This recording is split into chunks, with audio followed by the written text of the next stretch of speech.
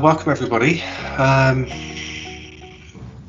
Really good to see you all here today. Really happy to be able to contribute something modest to your day.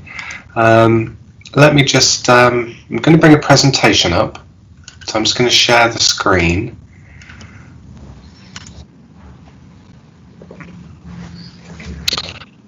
Okay, if somebody could just unmute themselves and tell me if you can all see that in presentation mode, a slide saying mindfulness and introduction. I can't see anybody at the moment, so if somebody just shouts out. Yeah. Great. Fantastic. Okay. Well, look, again, welcome everybody. So we're going to be going through about 30 minutes, just a short introduction into mindfulness. My name's Tim Sweeney. I work in Nottinghamshire Healthcare NHS Trust. I'm a nurse by background and a CBT therapist, and I have a role as the mindfulness-based cognitive therapy clinical lead even.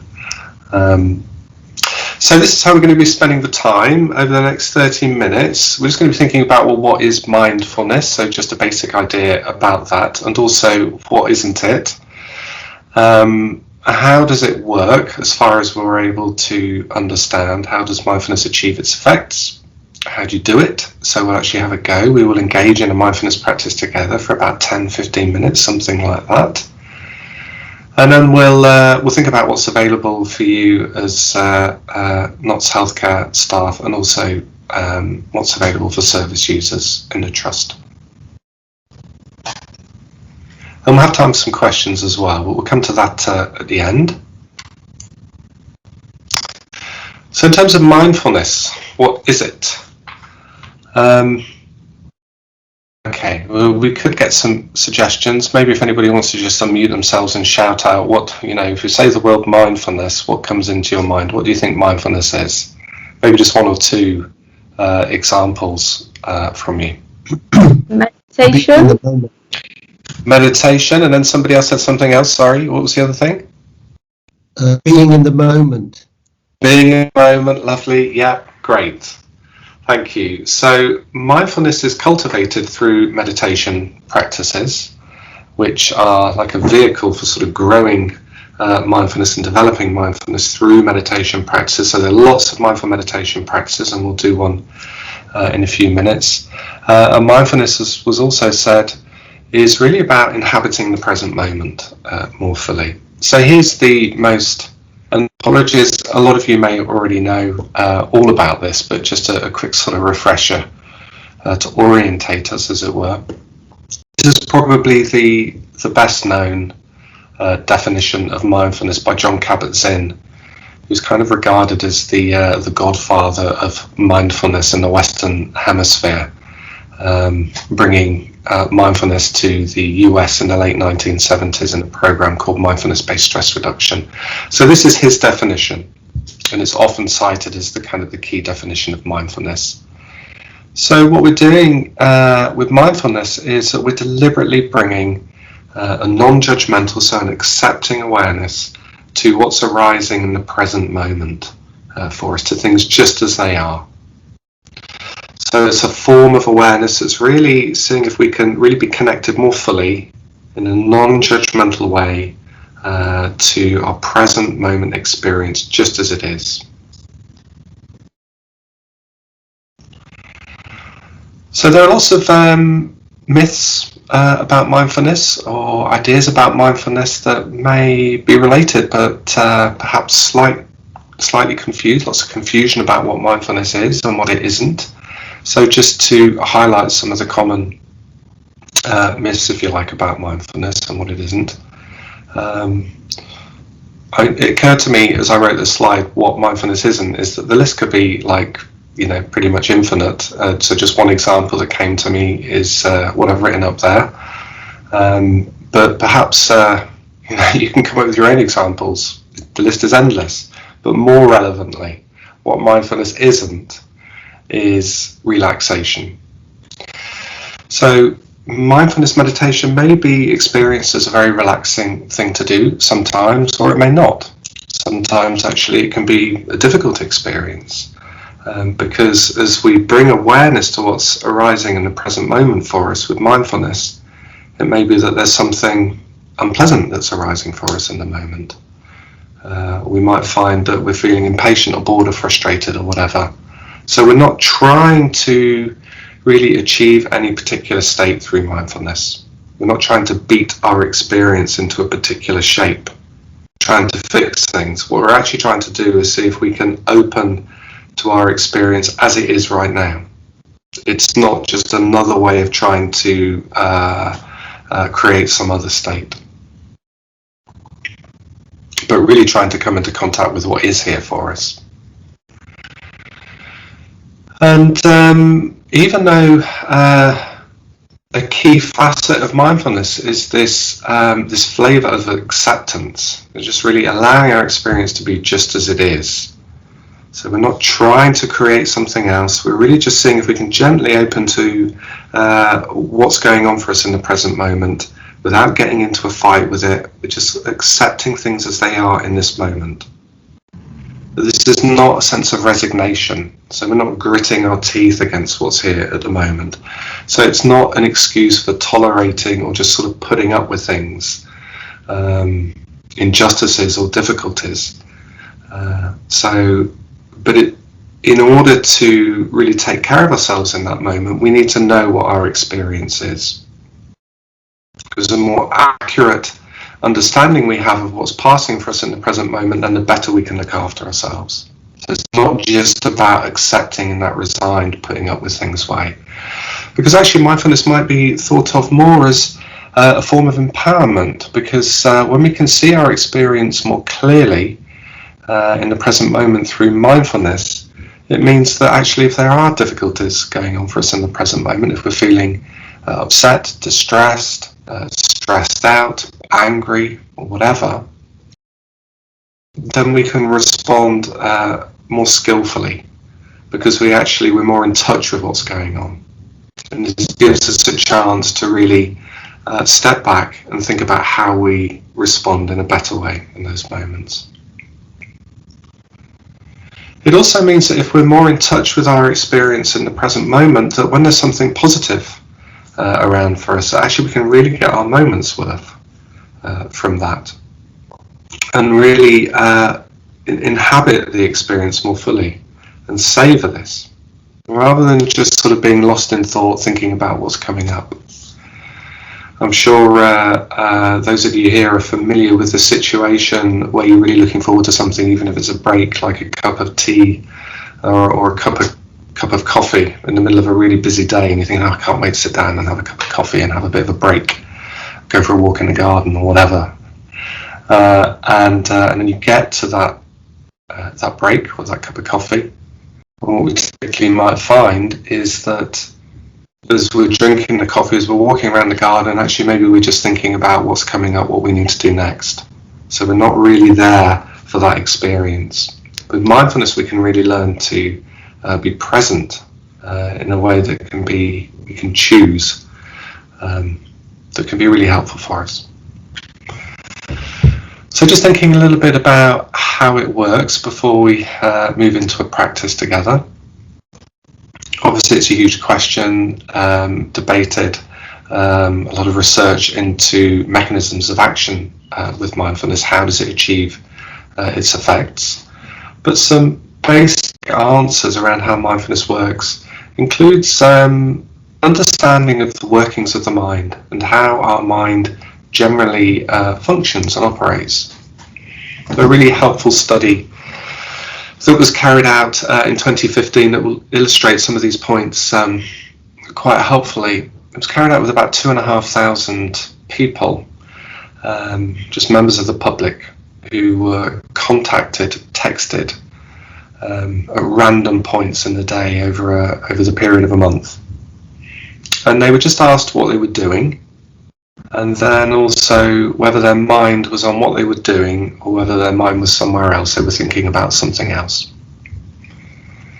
And what they found is that for about half of the time, 47% of the time on average, our mind is not really focusing on what we're doing. It's somewhere else, we're thinking about other things. We're not really connected to our experience in that moment. And crucially, what they found is that our mood is better. Levels of happiness were much more strongly associated with being focused on the present task. Because it seems that when our mind is wandering around, it tends to get pulled into thinking about the threats, the risks, the negative things in our experience. This is an evolutionary tool which ensures our survival. By scanning the horizon, thinking about the future, thinking about what's coming up, and looking for where the problems might be. This is a really helpful thing for us. But unfortunately, this can keep our attention on what's wrong in our experience and just perpetuate this kind of background pervasive sense of worry or mild threat that can really be quite a significant part of our background experience sometimes.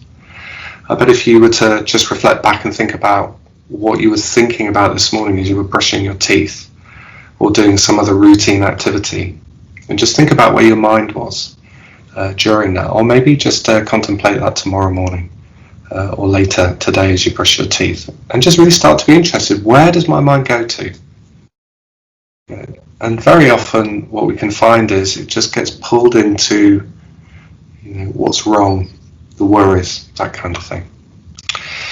So mindfulness really helps us to see this more clearly, and then helps us to really step back from that and land back in the present moment and really connect with the present moment in a way that can be much more helpful for us, so that we can start to really deal more skillfully with some of that kind of worrisome, ruminative thinking that can really pull our mood down, create higher levels of stress for us. Typically what people who have high levels of mindfulness or have been through mindfulness courses also report very strongly is that they tend to feel much less self-critical, much better at taking the pressure off themselves after a training in mindfulness. And this is a really important outcome from becoming more familiar with mindfulness, just learning how to be a bit kinder to ourselves, because this is often not the most sort of strongest habit for us. Okay, so I hope that was a little bit interesting. It's just to sort of set the scene a bit before we move into a practice. So we're actually just going to explore some of this now just through a basic mindfulness practice, which will sit together for about 10 minutes, and we'll be focusing on the sensations of breathing and also on the body. So I'm just going to guide us now through a practice together. I'll just unshare the screen for a moment. Okay, now if you feel that you don't want to participate in the practice, that's absolutely fine. Just sit and wait. But if you'd like to engage in the practice, then just following the instructions. So the first thing that we do in a mindfulness practice often is to make a deliberate change to our posture. So we're just trying to gently signal to ourselves that we're trying to sort of wake up to our experience and really sort of come more fully into the present moment. So it can be helpful to sit with the feet flat on the floor and maybe the hands just lightly resting on your legs or in your lap. Maybe just bringing the shoulders up towards the ears and rolling them back, just letting them drop so that the chest is a little open and the shoulders are relaxed. And maybe the tin of the chin just slightly tucked in, so the back of the neck is lengthened and the crown of the head to the ceiling. And then if it feels okay for you, if it feels comfortable, then allowing the eyes to close. That can make it a little bit easier to get in touch with your interior experience, as it were.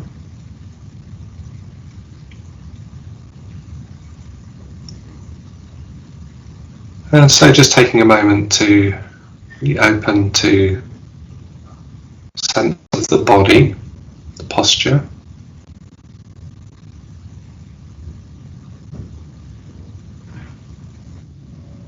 Sense of the weight of the body, sitting on the chair.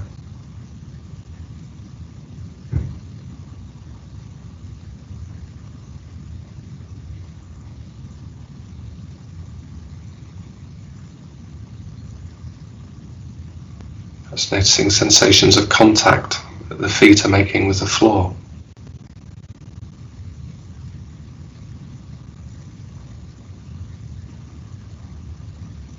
And the backs of the legs on the chair.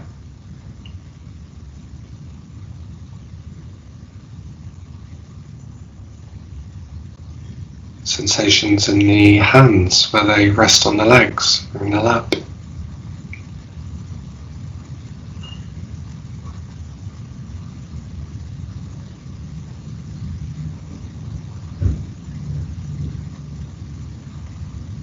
And a sense of the whole body.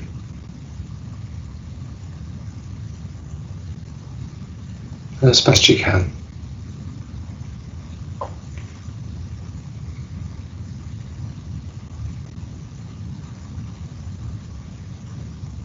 So, making a note to yourself that in this practice we're really not trying to get anywhere. We're not trying to achieve any special state. It's really opening to your experience just as you find it from moment to moment.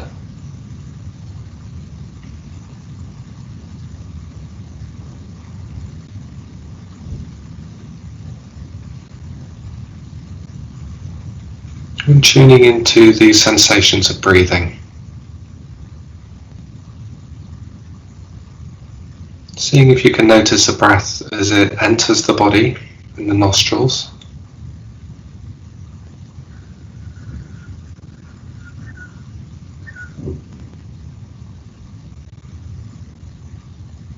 Can you feel the sensations here?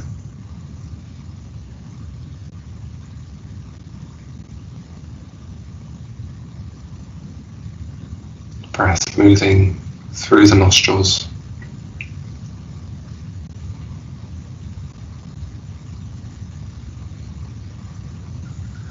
Sensations of the in-breath.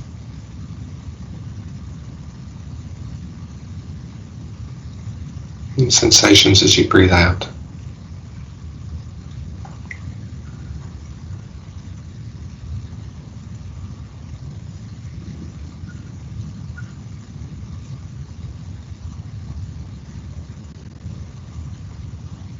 As best you can, really bringing a sense of curiosity, of friendly interest to this part of the body, the breath and the nose. What can you feel here?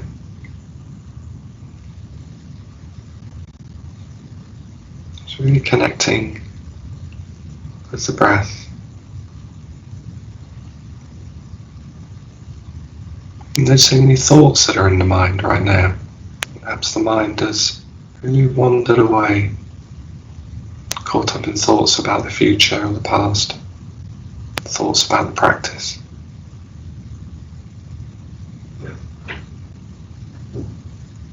So just noticing the mind doing its job, thinking. It's not a mistake. And seeing if it's possible to just let the mind be. And come back to the body, breathing. Without giving yourself a hard time for the wandering mind.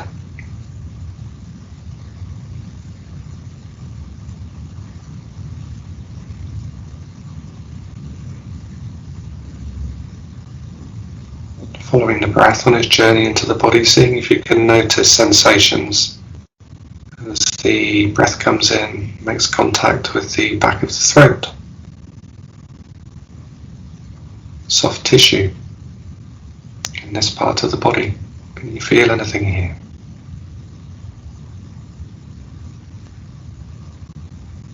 Just gently investigating, exploring.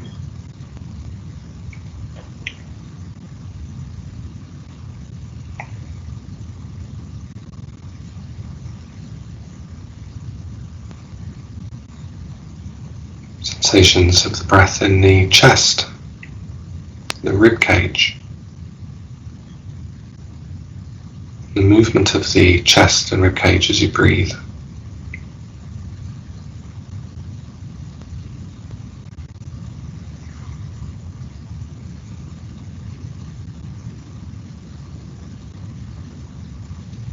What's going on here? What can you feel in the body as you breathe?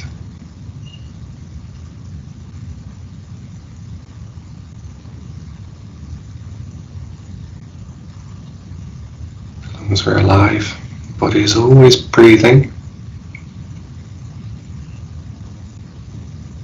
We're really taking this chance, this opportunity to not take the breath for granted. Exploring what's here. Sensations of breathing down in the belly. So feeling the movement of the breath now in the abdomen. It's a slight stretching of the abdominal wall as you breathe in. And relaxing back in on the out breath.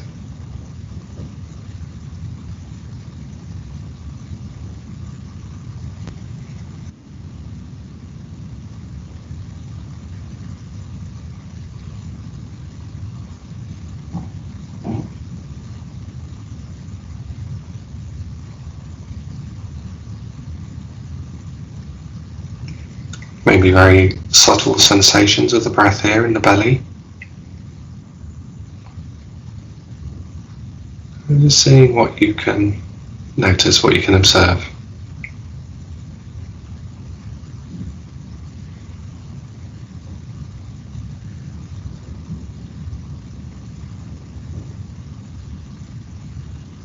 The next few breaths really tuning into sensations of each in-breath.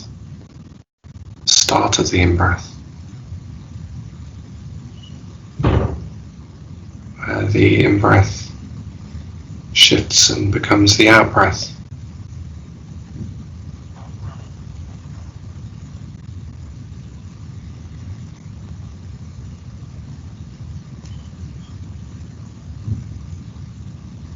And being with the out-breath.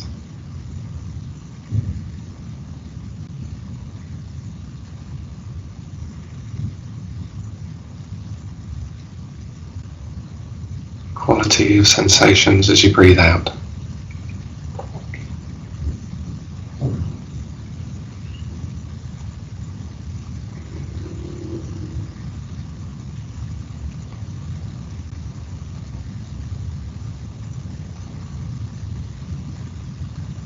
And then as best you can now, you being in touch with each breath,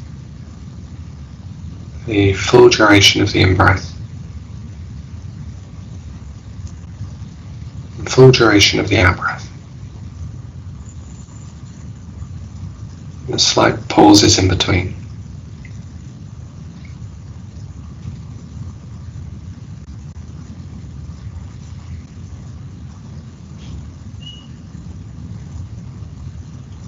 And whenever the mind wanders, as it will inevitably do, meandering around, thinking, planning, remembering, whatever,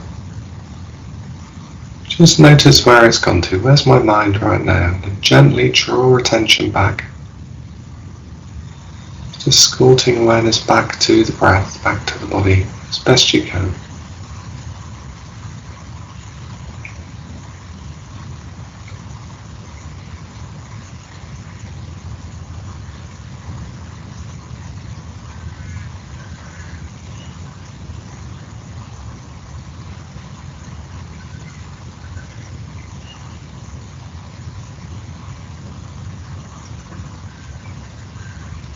Just this breath.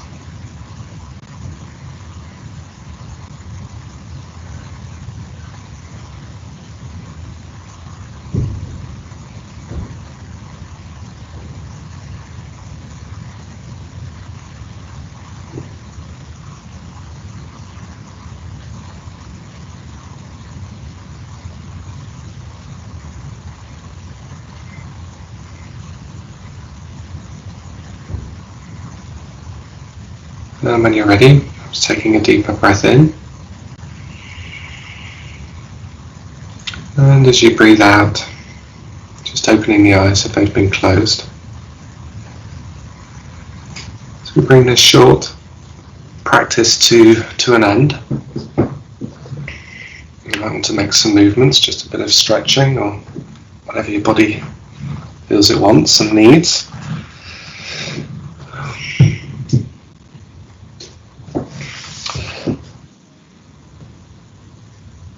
Okay, so we've got about 3 minutes, so it would be interesting to hear if you felt that you wanted to, if that was all right, just to put something in the chat about your experience. I don't mean, positive feedback, but just actually what happened, what you noticed in that practice for you, whatever your experience was. Just a word or two about that would be really interesting, if that's okay.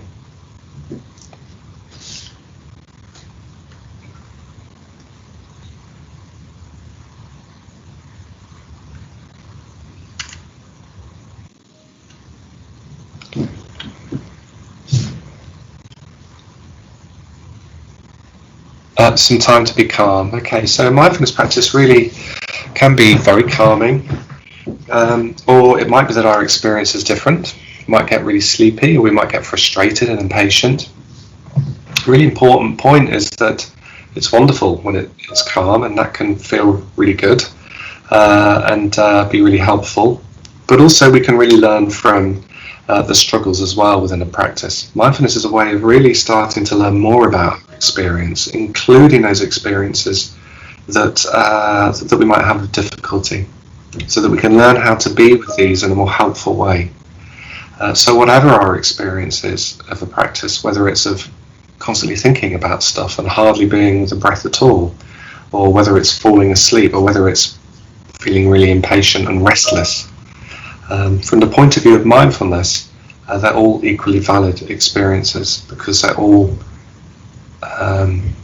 positive ways of us learning about our experience from moment to moment. And this is what we really find out about in the mindfulness course. What tips do you have for those who struggle? Come on a mindfulness course or to an introductory session. And made me realise just how much my mind wanders. Thank you. Yes, and I'm perhaps not usually aware of it exactly, and I can guarantee that you are not alone with that. The mind is designed to wander, and this is what we're finding out about in mindfulness. How does my mind work, and how can I work with that in a way that's most helpful for me? Okay, so yes, we're already seeing other comments that many people found that their minds wandered. Really helpful thing for us to learn. Just before we finish, I'll just I'll let you know about what's available to you as members of staff working in the Trust. So the Mindfulness Centre, the Trust Mindfulness Centres offers these services for you, free to you as valued members of the Trust. So we offer every Wednesday morning and Friday 30-minute drop-in session. All you need to do is go to the intranet, and you'll find a link under Mindfulness and the Mindfulness Centre that will take you through. You don't need to register, you don't need to sign in, you just literally turn up. You'll find details of workshops that we offer and a range of courses that you can register and come on these courses as people working in the Trust, and you'd be really welcome to do that. Any questions, anything you want to ask about, or if you want to register for a course, then here's the email for you to find out more details about that.